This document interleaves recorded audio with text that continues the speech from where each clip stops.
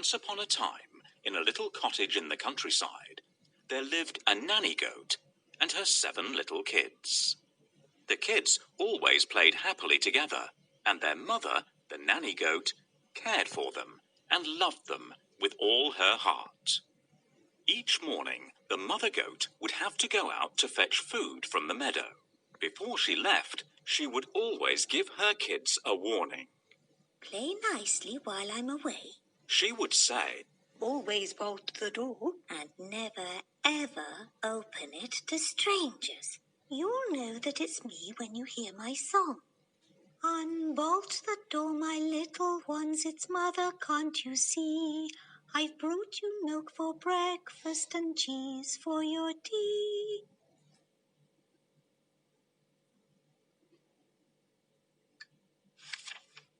You see, there was a sad and very hungry wolf who lived in the forest close by. Given the chance, he would harm her little ones. She worried that he might even try to eat them. "We will do as you say, Mummy," said the eldest kid. "We will only answer the door when we hear your song and we are sure that it is you. We promise," added all the rest. With that, their mother was satisfied and left for the meadow to fetch them food. They were good kids, and she trusted them to do as she had asked. Meanwhile, in the forest close by, the wolf was on the prowl. He had not eaten for days and was very hungry. He watched the nanny goat leave the house and made a plan. "If I pretend to be the mother goat," he thought, "those kids might let me in. And then..." The wolf licked his lips and set about his plan. He walked up the path and knocked at the cottage door. "My dear little kids, it is your sweet mother here, with food for you to eat. Please unbolt the door and let me in." "Then sing us your song, Mother dear," replied the eldest kid. The wolf tried to sing, but he knew neither the words nor the tune. "Go away," the kids shouted. "You are the wolf because you have a gruff voice. You are not our mother because she has a soft and gentle voice."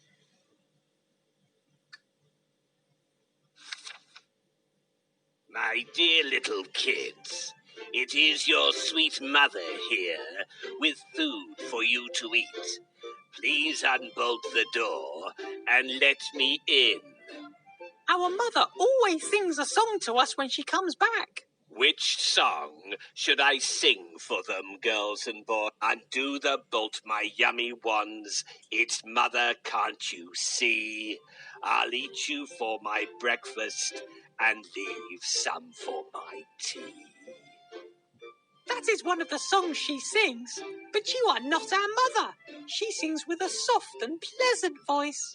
Our mother sings different words. Don't open the door, brother. It's the wolf trying to get in. "You can't fool us, big bad wolf. We know who you are, and we will not open the door."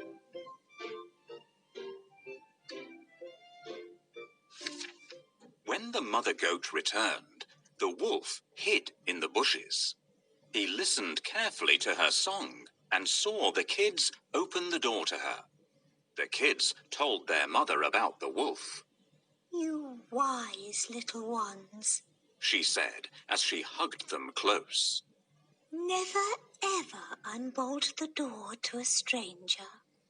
That evening, the wolf visited the blacksmith and forced him to make a steel collar. This collar, when tightened, made his voice much higher and softer. The blacksmith didn't want to make it, as he thought the wolf was up to one of his tricks. But the wolf threatened to eat him if he refused, and the blacksmith was afraid. The following morning, he tightened the collar and swallowed a large spoonful of cough syrup. This made his voice soft and gentle, just like the nanny goat's voice. Then He waited behind the bushes until he saw her leave for the meadow. As he walked down the path towards the cottage door, he practiced singing the song in a soft and gentle voice. He knocked at the door.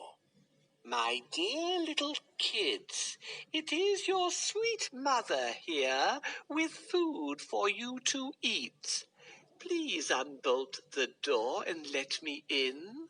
Then sing us your song, Mother dear, Replied the eldest kid. The wolf sang. Unbolt the door, my little ones. It's Mother. Can't you see? I've brought you milk for breakfast and cheese for your tea.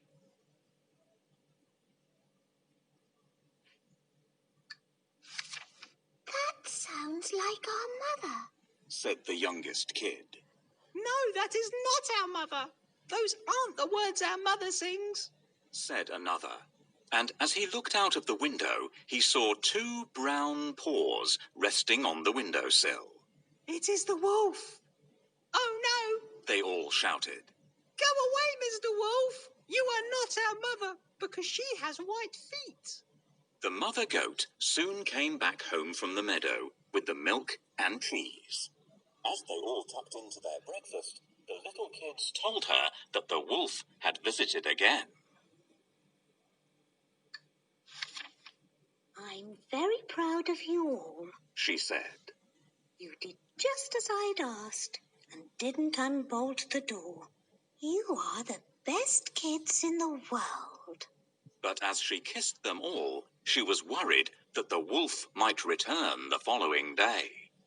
So she decided to ask a favor of the little bird who lived in the eaves of the cottage.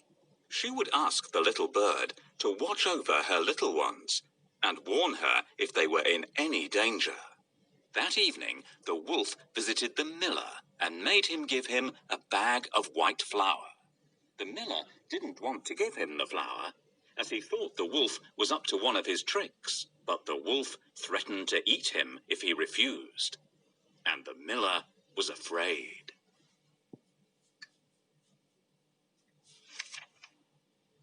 I need a sweet voice that sounds like a mother goat. Do I go to a miller or to a blacksmith for this? Miller, I need to make my voice high and sweet. Oh, I'm not able to help you with that. Try the blacksmith. He can make all sorts of useful tools. Looks like we got it wrong. I need to go to the blacksmith. Blacksmith, make me a high voice. I want to sing songs as beautifully as the mother goat does. I don't teach singing.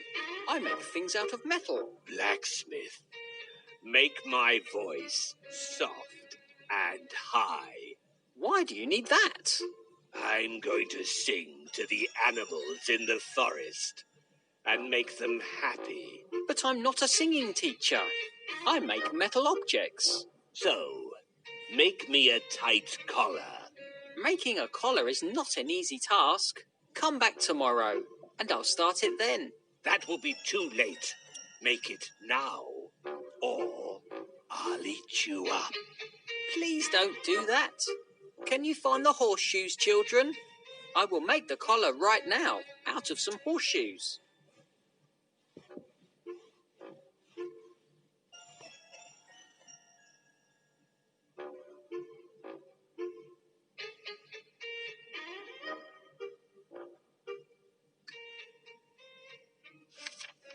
When morning arrived, the wolf was hiding in the bushes, waiting for the nanny goat to leave. He had thought of another plan to trick the kids into thinking that he was their mother. This time, he was ready. He watched and waited. When he saw the nanny goat leave, he made his way down the path towards the cottage. His brown forelegs and hooves were covered in white flour. As he reached the door, his tummy rumbled. He was beginning to feel very hungry indeed. He knocked at the bolted door. Knock, knock, knock. My dear little kids, he said in a soft and gentle voice.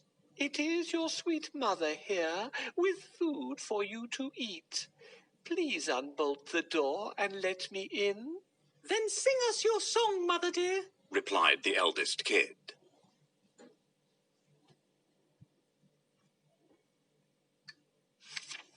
The wolf had practiced the song and sang in his sweetest voice. Unbolt the door, my little ones. It's mother, can't you see? I've brought you milk for breakfast and cheese for your tea. The kids looked through the window and saw the white flowery feet of the wolf and were tricked into thinking it was their mother. Yes, it looks and sounds like our mother. Said the little kids. Then we must unbolt the door, said the eldest. They slid back the bolt and the door flew open. Just imagine their horror when the kids saw not their gentle sweet mother, but a fierce and hungry wolf. The kids screamed and tried to hide. The little bird, on hearing the noise, looked through the window and saw the wolf chasing the kids around the room. I must warn their mother, he chirped, and flew straight to the meadow to fetch her. Sadly, by the time she arrived back home, there was no sign of the wolf, nor any of her precious little kids. All that was left was a mess of broken crockery and furniture. The nanny goat sat down and began to cry. Suddenly, she heard a tiny, frightened voice coming from the oven. I'm in here, Mummy, hiding. The mother goat quickly opened the oven door, and out jumped the youngest kid. She hugged and kissed and squeezed him tight. Where are your brothers and sisters? She asked. Wolf. The wolf. Is all the trembling little kid could say, and she pointed to the door. At that moment, the little bird flew in and chirped that the wolf was asleep at the edge of the forest. They rushed to the forest and found the wolf sleeping under a tree. He was snoring loudly. His huge tummy was rumbling, and something was tumbling about inside. Good heavens! Cried the nanny goat. My little kids are still alive. The wolf has swallowed them whole.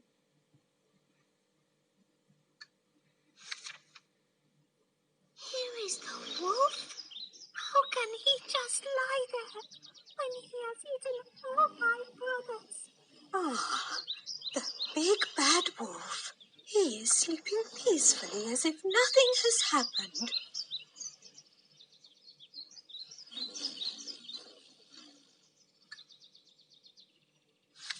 Nanny Goat made a plan.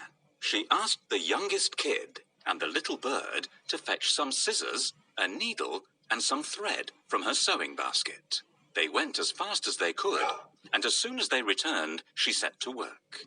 Within seconds, she had snipped a hole in the wolf's tummy, and out jumped all the missing kids. They were a little shaken, but happy to be safe and alive. Shush now, she whispered to them. Quickly, fetch me the biggest stones you can carry. Taking the stones, she laid them gently inside the wolf until he was full to the top. Then she took the needle and thread and neatly sewed his tummy back together again. All this time, the wolf stayed fast asleep, snoring loudly. When the wolf woke up, he had no idea what had happened to him. He thought that the stones were the kids he had swallowed earlier. Oh, I have a terrible tummy ache, he groaned. He tried to get up, but the stones were so heavy he could neither sit nor stand. Oh dear, I should never have eaten those kids. And now I shall die here from my greed. Won't somebody help me? Back at the cottage, the nanny goat and her 7 little kids were safe and warm and preparing a supper of bread and cheese. Outside, they could hear the groans of the dying wolf crying for help. They felt sorry for him and thought that he had only done this wicked thing because he had been so very hungry. So they went to visit him, and he was surprised. The mother goat looked down at him.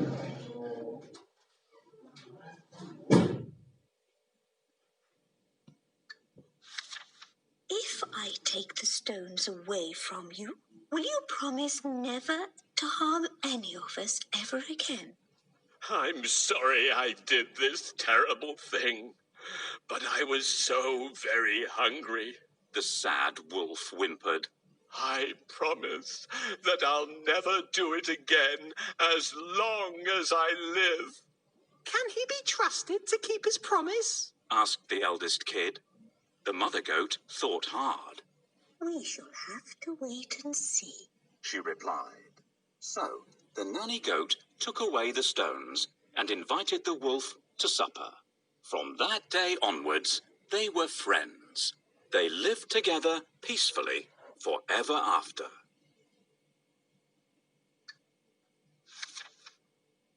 I feel guilty about what I've done. It won't happen again. Let's live in peace. Very well. I will share some of my cakes with you, but you must promise never to frighten my little kids again.